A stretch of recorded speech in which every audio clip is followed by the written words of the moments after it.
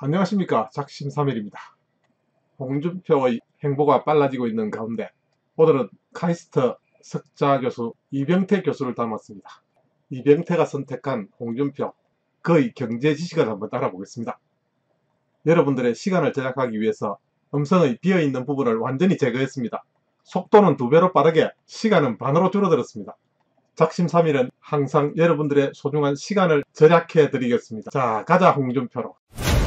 우리 경제에 대해서 오늘 좀 전문 용어 그런 거 쉽게 보시는 분 그렇게 주셨습니다. 단적으로 지금 경제 상황이 어떻습니까? 우선 이제 콩카콜라 개국 축하드리고요. 그냥 한때 유행했던 말 있어 살림살이 좀 나아지셨습니까? 뭐 이런 그렇죠. 말 주위에 물어보시면 되는데 너무 뻔한 얘기인데 정권에 계신 청와대 몇 분만 모르시는 것 같아요. 다들 죽겠다고 난리인데 아직 소득 성장 때문에 그러냐 물어봐야 되겠다 이런 문제. 어젠가 말씀하신 최이탈 화법이냐 달나라 갔다 오시고 화성을 갔다 오시고 보시면 우리나라 역사상 자영업자가 사업을 다 광화문화로 나선 적이 있었나요? 그것도 없었죠. 옛날에 한번 솥단지 시위라는 거는 있었어요. 예. 이게 거의 밀란 가까운 저항이. 그래서 자영업자들이 아주 죽겠다고 난리고, 실질적으로 어제 발표된 11월 고용 동향 봐도 우리나라에서 자영업자들이 하는 고용 몇만 명씩 되죠. 그리고 더 이제 걱정인 건 이거죠. 지금 한 달 후에, 한 달도 안 남았는데 3주쯤 지나면 10.9% 다시 올려야 돼, 최저임금. 그렇죠. 예. 그래서 그런데 그 최저임금을 올렸는데 그 위원회에 보면 최저임금의 대상업 쪽에 있는 사람은 단 한 명도 없어요. 없죠. 예. 이게 이제 우리 보통 대리인 문제라고 그러죠. 예. 대리인이 주인이 시키는 걸 가서 주인을 위해서 최선을 다하지 않고 엉뚱한 걸 하면 큰 문제가 생기지 않습니까? 그렇죠. 뭐 부동산 거래를 하는데 파이프도 막 새고 이런 지 수수료만을 생각해가지고 살 수 없는 걸 계약해주면 큰일 나는 거는. 그렇죠. 네, 그런데 지금 최저임금위원회의 구성이 어떻게 되냐면 크게 이제 세 분류의 사람들이 하나는 사측 대표라고 해서 대부분 경제단체의 상근 임원들입니다. 전경련, 경총 이런 분들, 이분들도 사실은 사측 대표를 제대로 하지 않는 직업 공무원들이 퇴직하고 앉아 있는 자리가 그 자리거든요. 그렇죠. 예, 그러니까 지난번에 16.4%를 올리는 데 대해서 덜컥 동의를 해주고 그랬죠. 예, 그 다음에 이제 거기에는 지금 큰 기업들을 대표하는 것만이 진짜 최저임금을 줘야 되는 영세기업이나 자영업자 대표는 하나도 없어. 사측 대표. 거기 보면 뭐 민주노총하고 대부분 그런 사람들 아닙니까? 그건 이제 노측 대표로 그분들이 들어가는데 그 노측 대표도 그런 거예요. 보면 본인들은 사실은 억대 연봉자들이거든요. 그렇죠.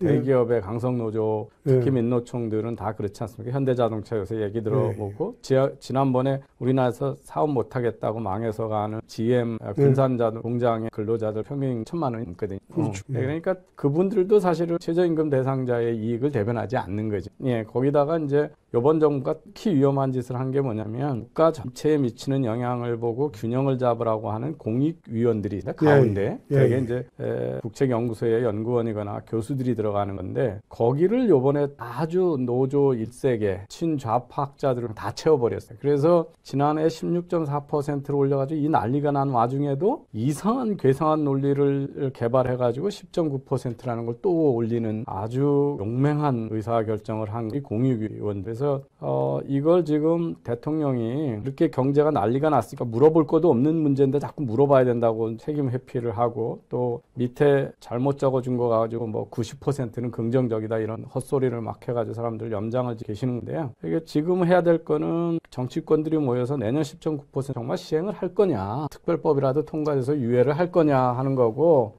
시급 10,000원을 포기한다는 선언을 분명히 해야 되고 그 구성 최저임금을 지금처럼 계속 그런 제도 하에서 결정해 갈 거냐 이런 의사결정 빨리 하지 않으면 자영업자 다 망하게 생겼다 이렇게. 사실 그 임금 올리는 반대할 필요는 없죠. 예. 그러나 경제 현실이 임금을 올리고 제대로 경제 현실이 돌아갈 수 있느냐? 못 돌아간다면 임금을 올리는 것은 노동 생산성을 따라가지 못하는 임금을 올리는 것은 그건 잘못된 거죠. 예. 그게 자유시장 경제는 아니죠. 예, 정부가 임금을 올린다는 것 자체가 사실 잘못되어 있는 거고요. 그 소득주도 성장론자들이 뭘 본 거냐면 임금 상승이 높은 거하고 그날의 경제 성장이 높은 게 상관관계가 높다. 이 통계만 본 거예요. 근데 그게 임금을 올려서 경제 성장이 된 게 아니고 경제 성장이 잘 되니까 임금이 따라 올라간 건데 인과관계를 뒤집어서 본 거죠. 노동 생산성이 그게 임금 인상의 가장 주된 요인이 되어야 되겠죠.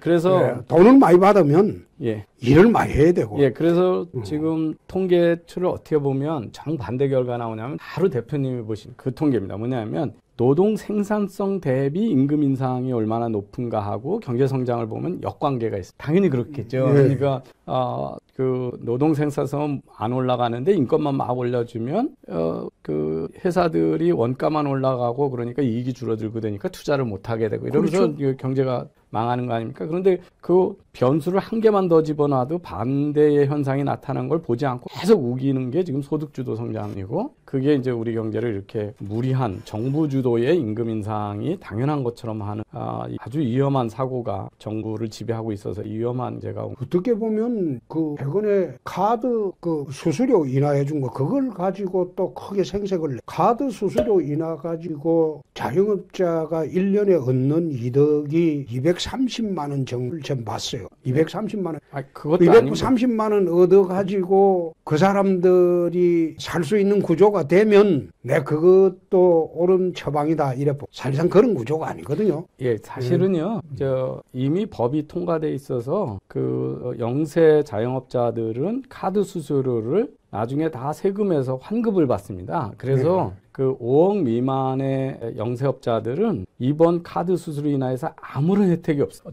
되려 더 손해가 납니다. 이게 그래서 지금 그 카드 수수료 선심공세는 완전히 사기에 가까운 거거든요. 왜 그러냐 하면 지금 그 이번에 그 10억 미만의 영세업자를 보면 85%가 다 5억 미만이거든요. 그러니까 그 5억 미만의 영세업자들은 지금하고 아무런 달라지는 게 없이 사실은 비용이 더 많이 발생. 카드사가 카드 수수료를 받아가지고 혼자 하는 게 아니거든요. 그러니까 벤 사업자도 나누고 그래야 돼서 카드를 받으려면 카드 단말기가 있습니다. 그렇죠. 그래서 벤 사업자가 거기서 계속 수입이 들어오니까 무료로 줬던 건데 수수료 확 나눠버리니까 이제 어떻게 하냐면 이건 이제 돈 주고 써라 이렇게 돼가지고 되려 그래서 그 카드 수수료는 그래도 괜찮은 한 30억 이상에서 500억까지의 거의 영세업자가 아닌 그 중소기업한테급의 자영업자만 해당이 되고요. 그 85%에 해당하는 대부분의 자영업자들은 손해만 나는 건데 정부가 많이 호도를 했죠. 우선 자영업자는 그렇게 지금 폭망하는 당 중소기업도 지금 사실상 공단에 가면 거의 폐업을 하고 공양부지를 내놓고 알짜배기 중소기업 거의 베트남하고 동남아로 다 탈출을 하고 있어요. 또 대기업도 지금 미국 쪽으로 가고 있거든요. 뭐 현대자동차도 그렇고 삼성 세탁기도 그렇고 한화 그 태양광 공장도 미국 쪽으로 가고 또 SK입니까? 케미컬입니까?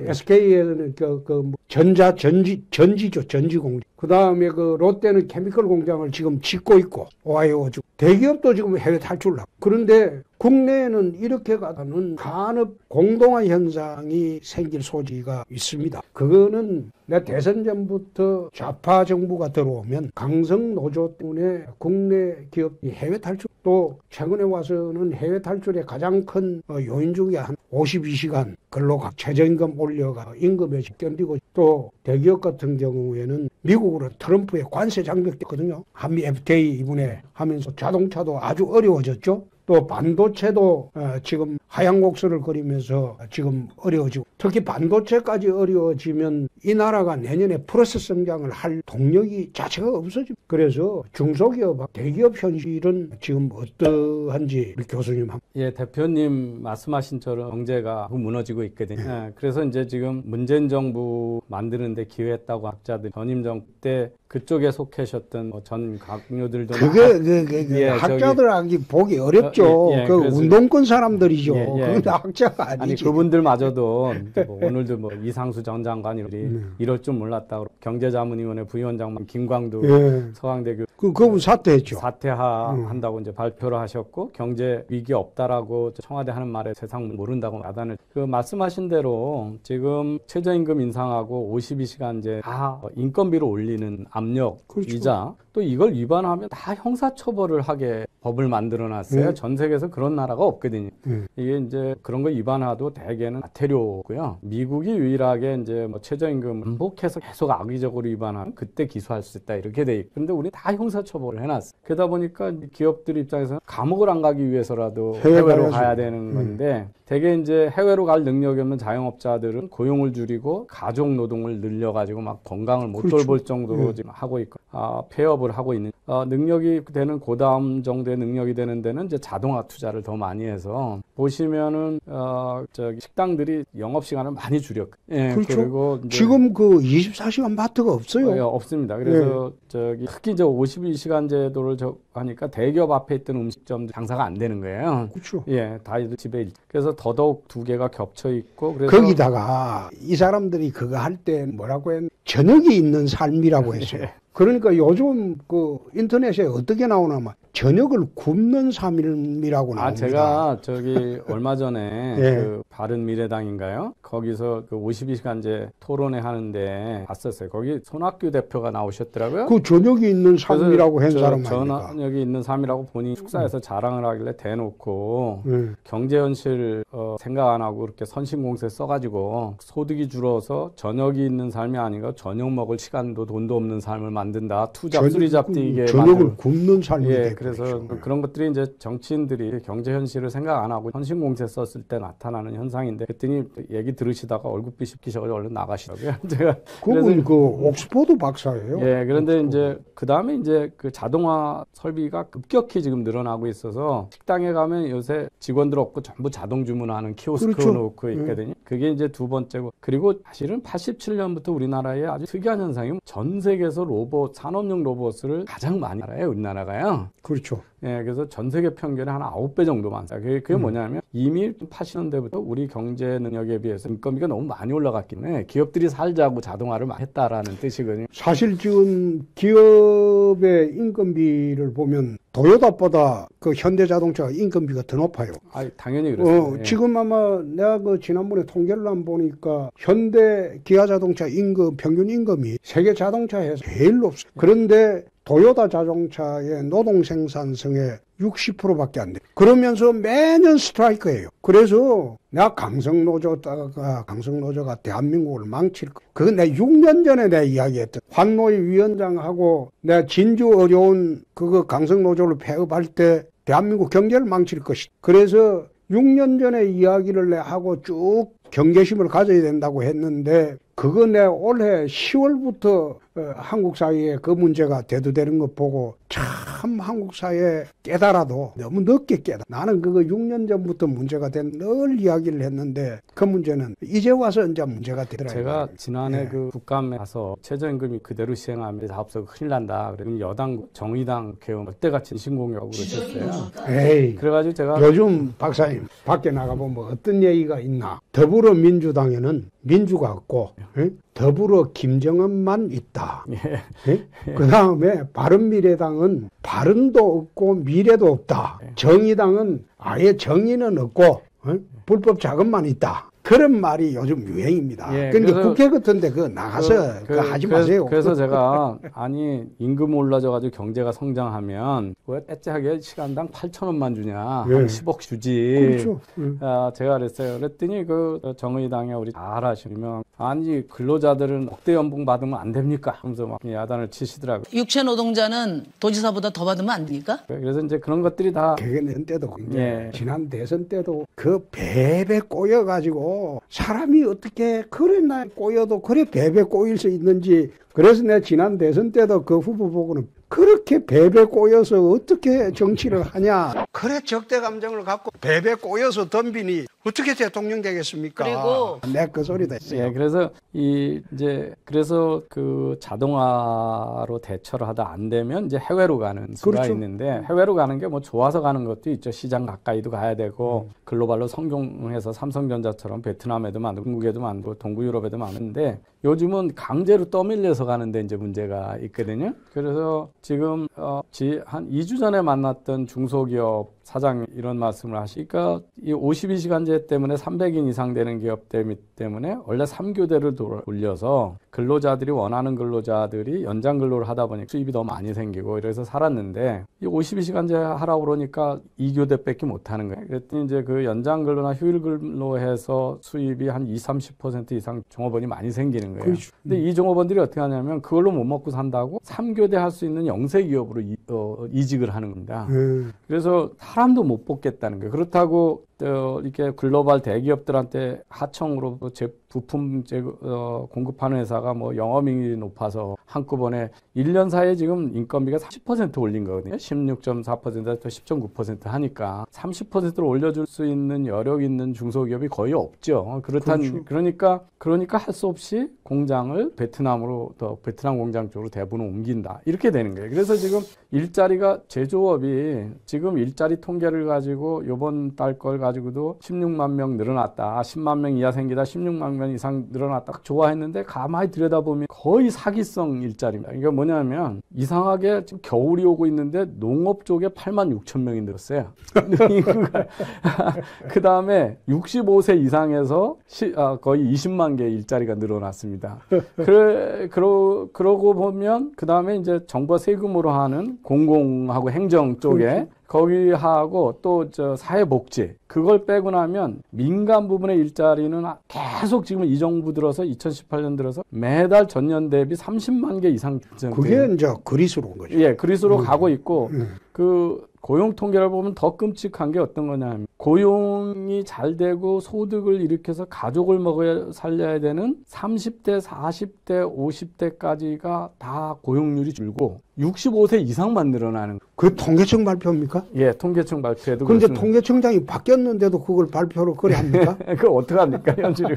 그래서 그런데 그렇게 이제 나는 정부 통계까지도 지금 마음대로 할 수 있다는 정권을 나는 23년 정치인인데 이 정권 처음 봤어요. 그래서 이제 망한 대표적인 나라가 그리스하고 아르헨티나 예를 들죠.